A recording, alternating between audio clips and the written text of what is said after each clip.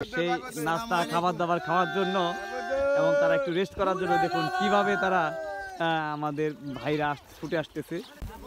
আসসালামু আলাইকুম দর্শক, আমি আপনাদের মাঝখানে দীর্ঘদিন কোনো ভিডিও শেয়ার করতে পারিনি আমার ব্যক্তিগত কারণে। যাই হোক, 700 শতক এই জলায়তন পুকুরে এটাতে আসলে আমরা সংস্কারের কাজ করিয়েছিলাম বিগত 4 মাস আগে। তো আমাদের এই অঞ্চলের একটা সমস্যা, সেটা হচ্ছে পানির সংকট। আন্ডারগ্রাউন্ডের লেয়ারও পাওয়া যায় না এবং আমাদের নদীর যে পানি, জোয়ার ভাটার পানি, সেটাও আমাদের আষাঢ় মাস ছাড়া এই অঞ্চলে আসে না। অথবা যদি অতি বৃষ্টি হয় তো সেক্ষেত্রে আমরা হয়তো আমাদের যেই ফসলি জমি আছে এই প্রজেক্টের আশপাশে, সেখান থেকে আমরা পানি প্রজেক্টে দিতে পারি। তো যাই হোক, যার জন্য প্রায় দীর্ঘ 4 মাস আমার এই প্রজেক্টটা বন্ধ ছিল। এখানে কোনো আমি চাষবাস করতে পারিনি। তো এখন এই আমাদের বাংলাদেশের উপর দিয়ে একটা ঘূর্ণিঝড় বয়ে যাইতেছে, সেটা আপনারা সবাই জানেন, তার নাম হচ্ছে শক্তি। এই শক্তির প্রভাবে আমি একটু লাভবান হয়ে গেছি। যদিও 4 মাস এটা পুকুরটা বেকার ছিল, আমি একটু হতাশ ছিলাম যে এখানে 4 মাস আগে মাছ দিতে পারলে হয়তো আমার একটু বেনিফিট হইতো, মাছগুলি গ্রোথ পেতাম। তো সেটা হয়নি। তো আবার পুনরায় এখন 4 মাস পরে যদি তেল অথবা ইলেকট্রিসিটি দিয়ে আমার এই পানিটা রিফিল করা লাগতো, তাহলে ভাবুন যে কি পরিমাণ ডিজেল অথবা কারেন্টের প্রয়োজন পড়তো। এটা অনেক বড়, কিন্তু অনেক বড় এরিয়া। তো এটাকে আসলে তেল ডিজেল দিয়ে যদি আমরা রিফিল করতে যেতে, সেক্ষেত্রে অনেক কস্টলি। তো 1 লক্ষ টাকার মতো আমার প্রায় লেগে যেত। তো আল্লাহর অশেষ রহমত, এর মাঝখানে আমাদের একটা নিউজ আসলো যে শক্তি ঘূর্ণিঝড় এটা প্রবল শক্তি নিয়েই আসতেছে আমাদের এই বাংলাদেশ এবং ভারত উপমহাদেশের দিকে। তো তার প্রভাবে আমি একটু ডিটারমাইন্ড ছিলাম যে যেহেতু ঘূর্ণিঝড় আসতেছে, ঘূর্ণিঝড় আসলে নর্মালি আমাদের এই অঞ্চলে জোয়ার চলে আসে।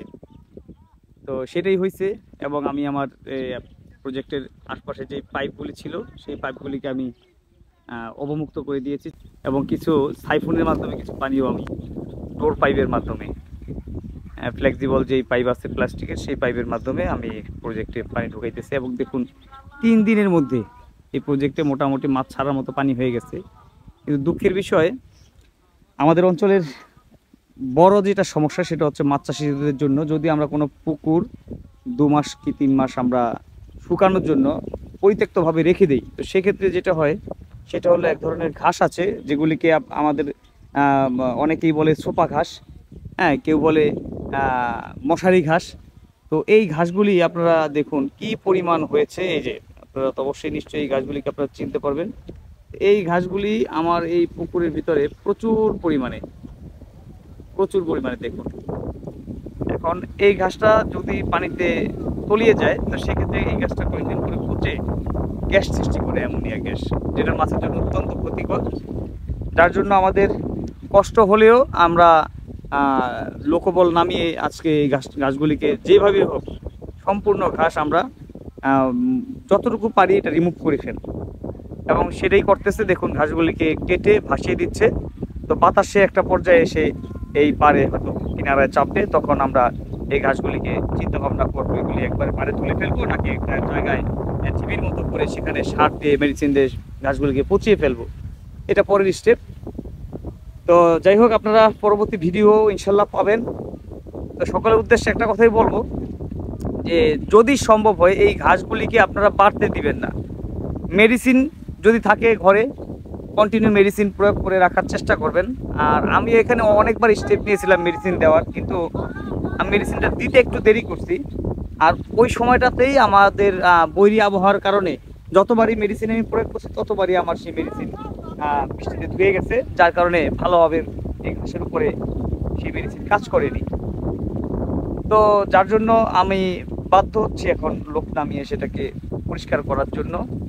এবং অত্যন্ত মজার বিষয়, আমি বরাবরই এরকমভাবেই আসলে অনেক সময় সিদ্ধান্ত নেই যে কোনো কাজ যখন ধরি সেটা শেষ করি এবং একটা টিম ওয়ার্কভাবে কাজ করার চেষ্টা করি। আমার কিছু ভাই ব্রাদার আছে, যারা আমার সাথে দীর্ঘদিন যাবৎ কাজ করে। এবং তাদেরকে সবাইকে বললাম যে আমার একটু হেল্প করা লাগবে। তো তারাও ঠিকই স্বাচ্ছন্দ্যে তারা এক কথায় রাজি হয়ে গেছে এবং ইনশাল্লাহ আজকে আমরা সেই কাজটাকে স্টার্ট করছি। দেখুন অলরেডি সকাল 8টা বাজে আমরা কাজ স্টার্ট করেছি। অলরেডি আমাদের যে চারপাশে ক্যানেল ছিল যেখান থেকে মাটি কেটেছিলাম এক্সকেভেটর দিয়ে, তো সেই ক্যানেলের যে মশারি ঘাস সেগুলি আমরা প্রায় 80% আমরা রিমুভ করে ফেলেছি।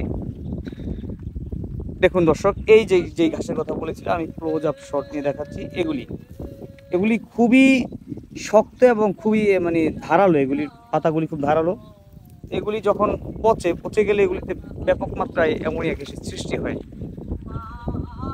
দেখুন দর্শক, আমার এক ভাই, উনি অত্যন্ত দক্ষ লোক, উনি যে কোনো ধরনের কাজেই খুব এক্সপার্ট। তো সেই ভাইয়ের যেমন তার গলার ভয়েস গানের ক্ষেত্রে, তেমনই হচ্ছে তার কোরআন তেলাওয়াত এবং আজানের ক্ষেত্রে। তো কাজের সময় গ্রাম বাংলাতে এই জিনিসটা খুব ভালো লাগে, কাজের মধ্যে এক্সট্রা একটা এনার্জি দেয়। সেটা হচ্ছে যদি কেউ গান জানে, তো উনি তো নিজে এনজয় করেনি এবং আশপাশে যারা কাজ করে তারাও কিন্তু খুব এই গানটাকে উপভোগ করে কাজের প্রতি খুবই মনোযোগী হয়। এবং সেটাই হচ্ছে, দেখুন আমার এই ভাই বাড়ি সিদ্দিকির, প্রায়ত বাড়ি সিদ্দিকির গানটা সে কভার করতেছেন। আমি আপনাদের মাঝখানে একটু শোনাচ্ছি। আসসালামু আলাইকুম দর্শক, আমি আপনাদের মাঝখানে দীর্ঘদিন কোনো ভিডিও শেয়ার করতে পারিনি আমার ব্যক্তিগত কারণে। যাই হোক,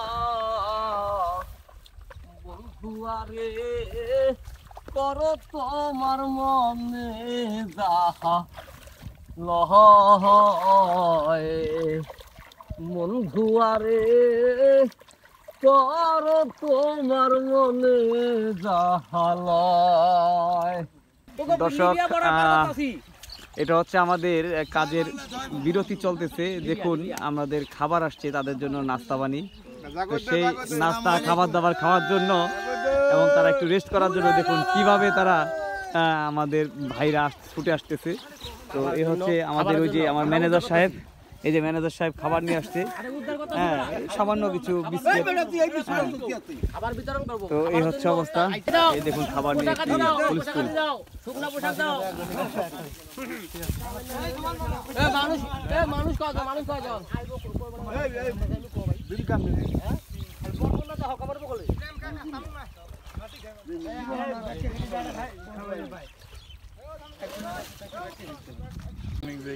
দর্শক,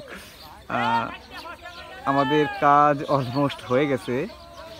দেখুন কাজের প্রায় শেষ পর্যায়ে বলে তারাও খুব নিজেরা উচ্ছ্বাসিত, চিল্লাহল্লা করতেছে যে আর বেশিক্ষণ লাগবে না।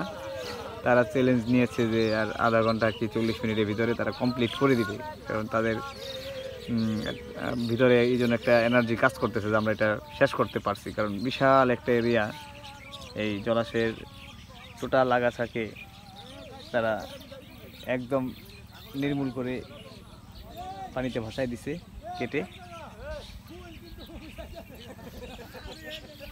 দেখুন কি অবস্থা।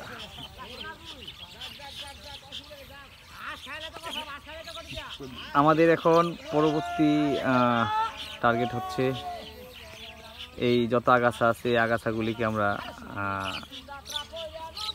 তুলে ফেলবো, সেটা হচ্ছে আগামীকালকে। আজকে আমরা হয়তো বা এটা সম্পূর্ণটা শেষ করব, একটু সময় লাগবে। তো সাথেই থাকুন, সম্পূর্ণ ভিডিও আপনাদের মাঝখানে আমরা শেয়ার করব।